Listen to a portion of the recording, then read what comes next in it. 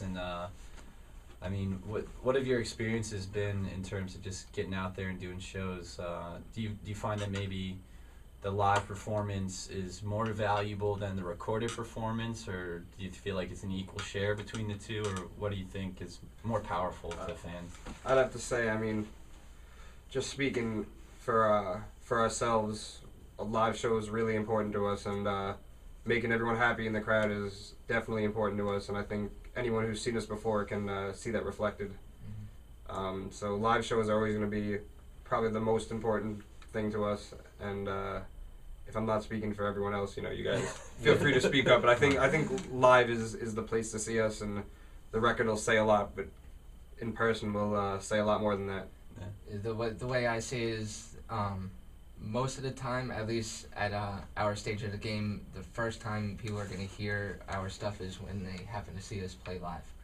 And if we can really blow them away with the live performance, then and they go to check us up afterwards and try and find our music, and we have actually something good to show them afterwards, they're really going to have something to hold on to, rather than just be like, hey, saw this kick-ass band the other night at this bar, but yeah, their music kind of sucks. The recordings are good. I mean, if you got something good to show them on both ends, I think it's the most important. But it's at this point of the game, I feel like it's most important to be able to grab their attention live and really give them a reason to want to look you up.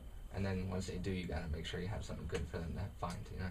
Yeah, I mean, I've personally always been, you know, really sold on a band once I see them perform live, because unfortunately, these days you can't really always tell what you're hearing on a recording. Yeah.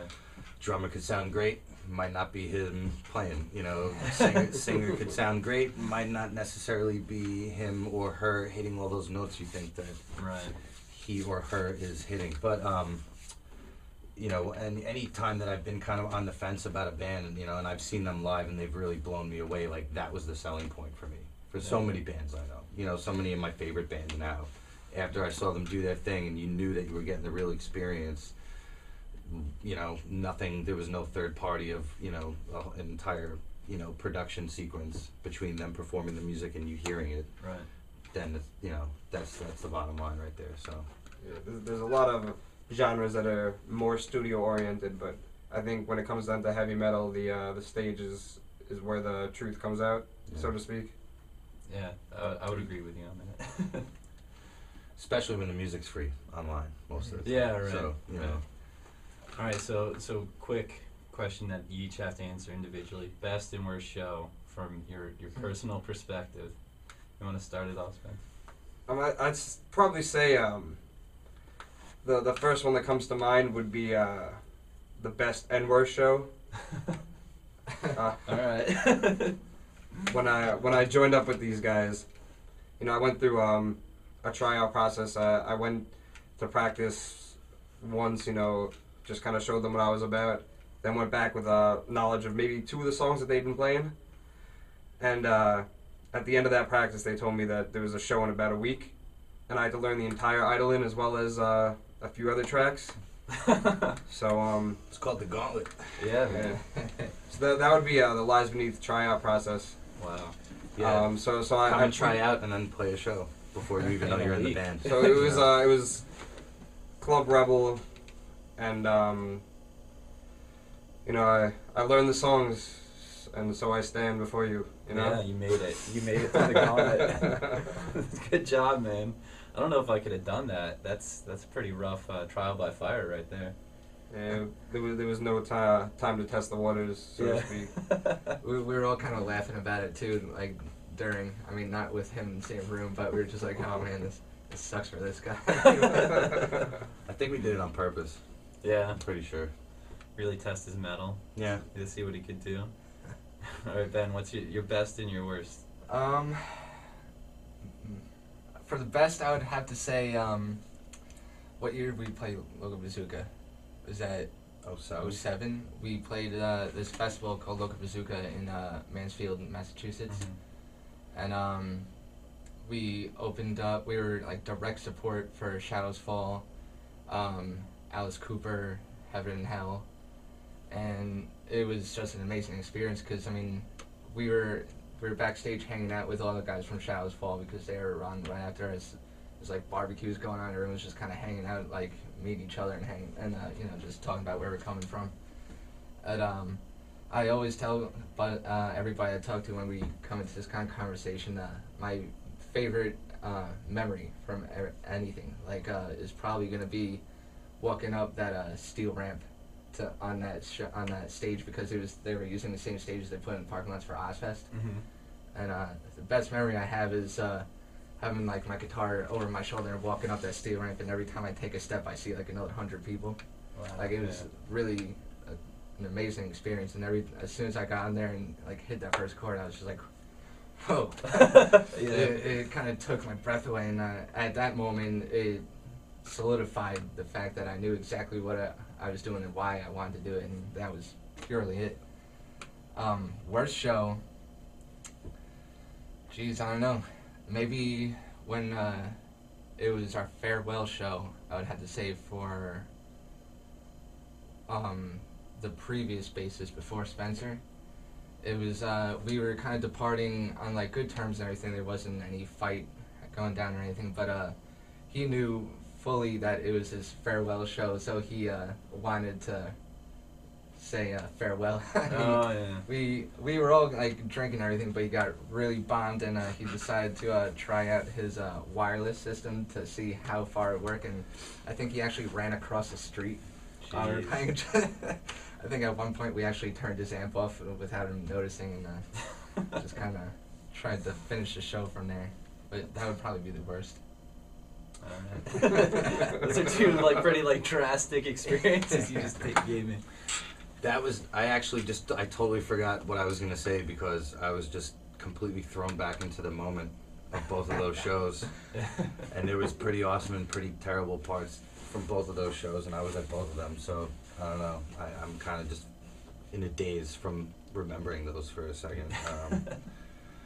I mean, I know for a fact the worst show I ever had wasn't even with these guys. It was with my old band that I used to play with, and there was some strip club out in Staten Island that we were supposed to play at for some reason. I can't even remember what the hell the name of this place was, but I probably had the worst case, if not the only severe case of like laryngitis, I guess, that I've ever had, meaning like I literally just couldn't talk at all.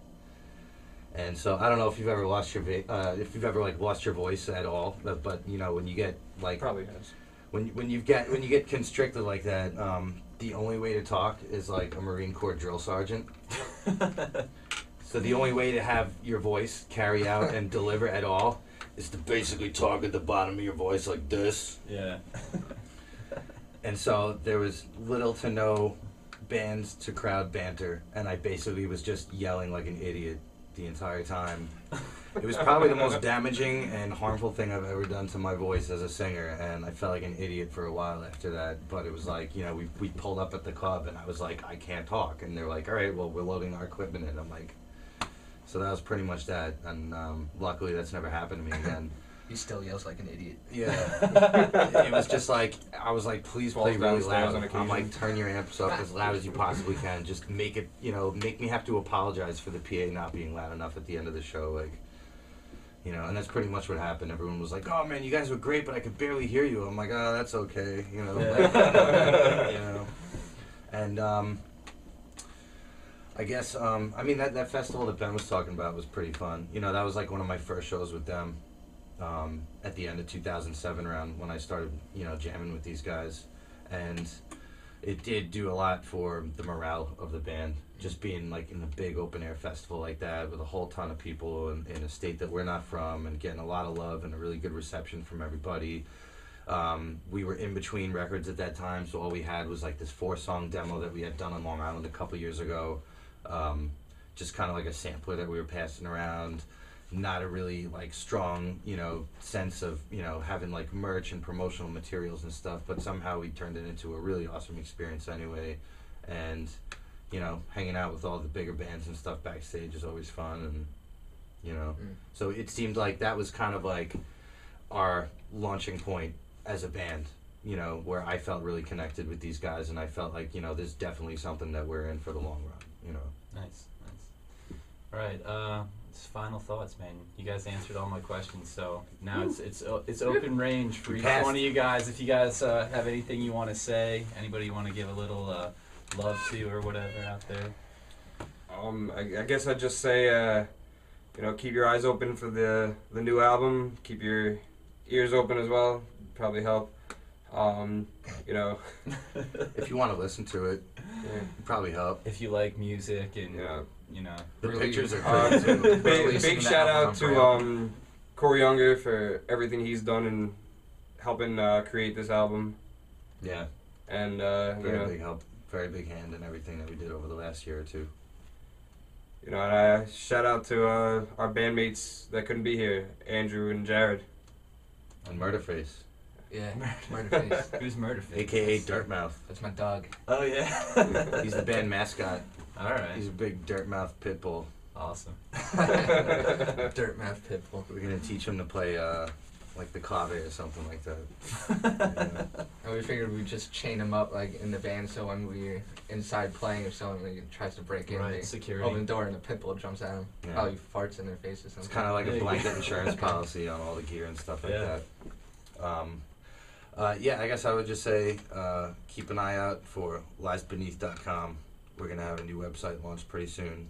We're going to give you guys snippets of the artwork to check out over the next couple weeks. We had a post on our Tumblr blog the other day where we previewed what the record itself is going to look like. Okay. And we have 4 more pieces of artwork from the record that we're going to be releasing previews of over the next few weeks. And we should hopefully have some news about a really awesome super CD release party. I've been talking to some of my friends and bands in the scene, and we have a couple people lined up that are ready to jump on for a party whenever we're Yeah. organized Ready and to go. have any idea when it's going to be. So Either way, it's going to be something pretty huge. I mean, a lot of people are going to be very upset with themselves if they end up missing it. So we're pretty sure that Joe Shufton from Horns of Brox is going to help us out. Nice. He's been a big help with, Yeah. to us also, ever since Definitely we've been a good become friends friend. with him. He's been backing us up a lot. huge help with the whole scene. Yeah. Yeah. Not even just us. Big He's shout been out to what doing those guys are doing. Yeah, Yeah. he's doing a great job. Yeah, he's a very genuine dude. I love Shouts it. to Horns Up. Yeah. Any shows coming up that people should know about? This is going to go up probably in a day or two. So what's Cool. coming up? April 28th at Trash Bar in Brooklyn. We will